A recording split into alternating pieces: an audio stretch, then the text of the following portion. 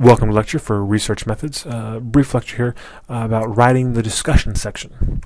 So before we talk about writing the discussion section for your proposal paper, talk about what it looks like in a completed research paper where you've actually gone and collected data, analyzed those data, and have results to talk about, right? Where you'd have a results section where you're reporting statistical information, right?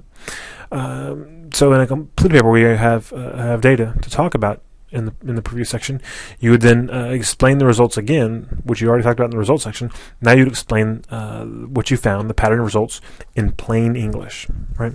So when you're in the results section, you're talking about the mean score on this was statistically higher than the mean score on this group of scores, right? You're talking very much at the score level. You're talking about numbers and mean differences and correlations and things like that. Whereas in the discussion section, you're saying that same information, but more at kind of a construct level. So if, instead of saying there was a mean difference in scores on the BDI, in the discussion you say one group reported being less depressed than the other group, right? Or there was less depression noted in this group than that group, right? So plain English. Still professional language, but not any kind of statistical jargon in the discussion section. And you want to comment on the degree to which your hypothesis or hypotheses were supported, right? And often you're in a large study, you're doing multiple analyses, and not all of the results will fall in line with what you expect them to be. And so you talk about consistent with expectations, we found this, this, and this. However, we failed to document a relationship between this and this, or failed to find the expected difference between this group and this group on this particular variable. Right? So you talk about, again, restating the pattern of results here, but relating it to what you expected to happen. Okay? And then you're also in the discussion section going to be relating this pattern of findings to previous findings in theory, which are things you've probably talked about back in the introduction section already to kind of set up your study about why you expect to find what you are looking at. But now you say, we found this, and this is consistent with so-and-so's. It's different than so-and-so study, and the reason we got different findings is this. We're looking at different people, we're measuring in a different way, they were just wrong. Whatever it is, you explain any kind of discrepancies with previous research or discrepancies with theory. And sometimes you might suggest the need to modify a theory. The theory that is applicable here suggests that this should happen, and that didn't happen. We found the opposite, which suggests that the theory isn't always true. There's this sometimes, for some people, it's not true, and so you need to modify the theory to encompass these latest findings. Right? So once you've done that, you address aspects of the study that limit the validity of the findings, addressing both internal validity and external validity. Right? So we found this difference, we found this relationship, whatever. And then you say, okay, however, our confidence that this difference is true and accurate, right, which is internal validity, or that this relationship truly exists, may be limited because of this. And usually it's not something that you did on purpose. And it's not just a mistake you made. Oh, we really screwed this up. But something where, because of limited resources, you weren't able to do. So you didn't have enough money to have enough participants, or it might be just some limitations in the field of knowledge you're looking at, where we think this study documents this thing affects this other thing, but the measure we use to measure the dependent variable has unknown psychometric properties, because there are no existing measures with good psychometric properties to measure this variable. It's something that's very hard to measure, maybe, right? So some reasons why, okay, we think we found this, but reasons we might be wrong, and here they are, right? And then for external validity, we think we found this, and we think it's true, but it might not be true for everybody, or for people whose experiences are different from those exactly in this study, and here's why. Right? And if you can, when you're addressing those limitations, you always say, you try to counter your own doubting. Like, it's almost like you're debating yourself. Well, here's this limitation, but that limitation probably has a little effect because we did this, right? We addressed that limitation already. Or because it's not important in this study to generalize to other people, and other studies need to do that. So you address that. And then generally after that, you come back with, well, despite these limitations, and then you identify potential applications for the findings. So we found this, and so people should now go do this. People should live their lives differently this way. Right? Therapists should do this, firefighters should do this, whatever. You make some recommendations about what people should do differently based on what you found. Right?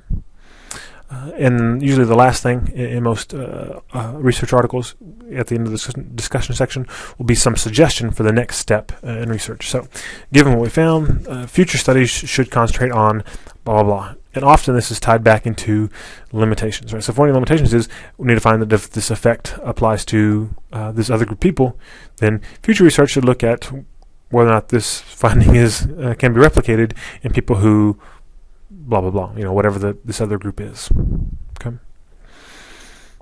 Now, in the proposal, a lot of overlap, but it's obviously going to be a little different because you don't have findings, and you're not going to make up numbers.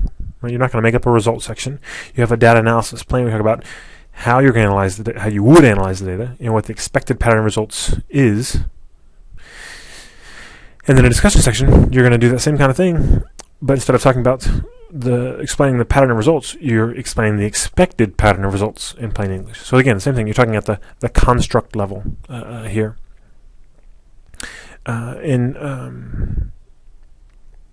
Because you're talking about it's expected that blah, blah, blah, you don't have to relate it to your hypothesis, because by saying it's expected, we know it's your hypothesis. But you do need to relate it back to kind of the reasons for the expectation, which is usually theory and research. And you don't have to spend a whole lot of time on this because you've done this already in instruction. You've set up these arguments for why you expect to find what you expect to find. So in the discussion being, it's expected that this A will be related to B. This expectation is based on this would be consistent with so-and-so's theory of blah, blah, or this would be consistent with so-and-so's findings that blah, blah, blah, whatever somebody else found that lends support or credence to your expectations, right? So you kind of briefly reference that. You don't have to go into detail about this theory or this other study or studies that are supporting your hypothesis, but just kind of mention them again because you've already talked about them in depth back in the introduction section. Okay, so briefly relating back to the reasons for the expectation, reasons for the hypothesis. And then in the proposal, the bulk of your stuff is going to be about limitations and implications. So in terms of limitations, two things to think about. One, the generalization of conclusions based on the expected pattern of results might be limited by. So this is basically saying, okay, imagining if I find exactly what I say I'm going to find, right? Because I've just talked about the expected pattern of findings in the previous paragraph, probably, right? It's expected that blah, blah, blah, blah. If we find this, it might not mean that this therapy is better than this therapy. Let's say you're comparing therapies. And then you talk about why that might be, right? So this is basically we're talking about kind of threats to internal validity that might limit your conclusions, the validity of your conclusions, right? So we're not able to generalize conclusions because, well, we didn't measure this exactly right or whatever. You can address all that stuff. Anything that you think is a threat to internal validity. But you can also say, well, the conclusions might not be generalizable, not because they're not accurate and true for the study, but because the people in our study are so unique, or the things they did in the study are so unique or so artificial that it won't generalize to other people or other situations, right? So now we're talking about external validity. Right? So if I find what I think I should find, it might not be true because of yada yada, or it might not be true for everyone because of yada yada. And you talk about the limitations. The one thing, when you're writing about limitations in your proposal, it's never going to be sufficient to say one limitation of a study is a small sample size. Why? Why is that a limitation? So in what way does that limit the validity or the generalization of your findings? You have to talk about why. And generally, small sample size limits the power to find an effect or relationship, and it also limits the external validity. So it limits your ability to generalize to other people. So you have to spell that out. Why is something a limitation? Not just say, oh, it is a limitation. You have to clarify the logic behind why, what limits does it set, right? Okay. Second thing, so now first we talked about kind of if we find what we expect to find. It might not mean what we say it means. Here's why. The second thing is we might not find the expected pattern results. Right? We've talked about what that expected pattern is. However, we may not find it even if it's true. This is kind of, we just always assume that we're right. Right? And the proposal, you say, well, I'm proposing that this therapy will be superior to this one. That may not be observed because, and then you can talk about why you may not find an effect or you may not find a relationship. And again, these are still going to be limitations. And you can talk about what it is that either part of your design or what participants might do or what experimenters might do during the course of the study that would prevent you from realizing a statistically significant effect or relationship. Just don't use the terms statistically significant in the discussion section.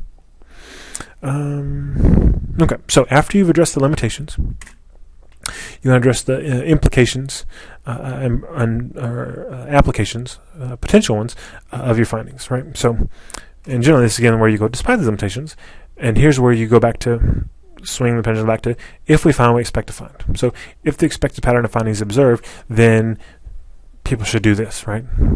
Doctors should start doing this instead of this. Parents should do this instead of this. Right? And it's all based on your expected pattern of findings. Okay. And then a nice thing to kind of tack on the end always is just one or two sentences of future research should consider blah, blah, blah, which is a good way to kind of get some nice symmetry to your paper and also ties you back in from your limitations. Okay. That's all for now. Take care.